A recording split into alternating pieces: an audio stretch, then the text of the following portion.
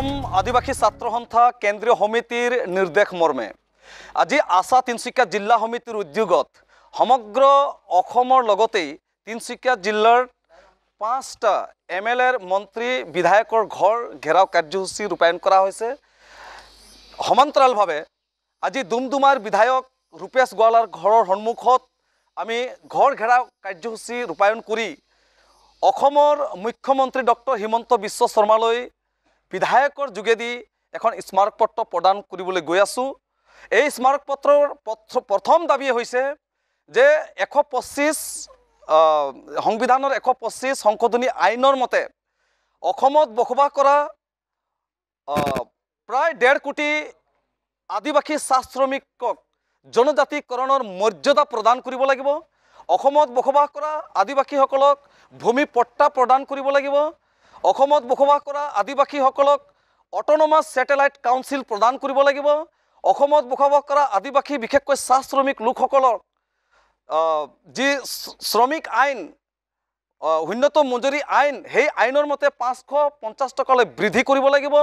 অসমত বসবাস কৰা আদিবাসীসকলক অতি শীঘ্ৰে জনজাতিৰ মৰ্যাদা according to RGI register of general ইণ্ডিয়াৰ মতে 36 জনগোষ্ঠীক ST আৰু 21 জনগোষ্ঠীক SC অতি শীঘ্ৰে প্ৰদান কৰিব লাগিব। আৰু অসম ভূমি অধিগ্ৰহণ আইন মতে 1886 চেপ্টাৰ 10ৰ মতে অসমত বসবাস কৰা আদিবাসীসকল জংগল আইন 2006ৰ অধীনত যিসকল আদিবাসীসকলে চাহ বাগিচাৰ যিবিলাক সিলিং সাৰপ্লাছ লেণ্ড গেজেং লেণ্ড অতীত পতিত ভূমিত বসবাস কৰি আছে, যিবিলাক জংগলত বসবাস কৰি আছে ফৰেষ্ট লেণ্ডত, এওঁলোকক ভূমিৰ পট্টা অতি শীঘ্ৰে প্ৰদান কৰিব লাগিব।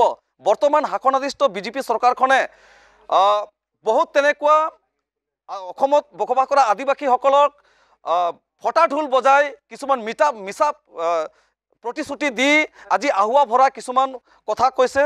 এইটো আমি কেতিয়াও আদিবাসী ছাত্ৰ সন্থা সহ্য নকৰোঁ।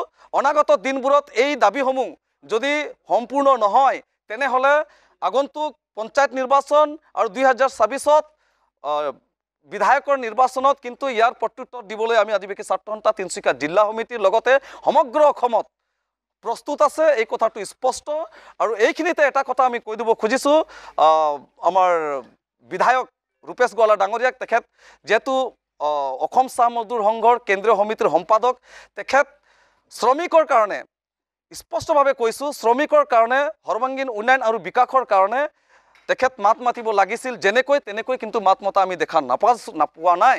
আমি স্পষ্টভাৱে ৰূপেশ গোৱালা ডাঙৰীয়াক ক'ব খুজিছোঁ, শ্ৰমিকৰ স্বাৰ্থত তেখেতে কাম কৰক।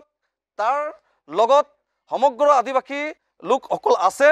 অনাগত দিনবোৰত যদি শ্ৰমিকৰ স্বাৰ্থত যদি কাম নকৰে, যদি অসম কেবিনেটত ইয়াৰ যদি সঠিক মাত নামাতে, তেনেহ'লে কিন্তু ইয়াৰ প্ৰত্যুত্তৰ অনাগত দিনত কিন্তু তেখেত ল'বলৈ সাজু থাকক।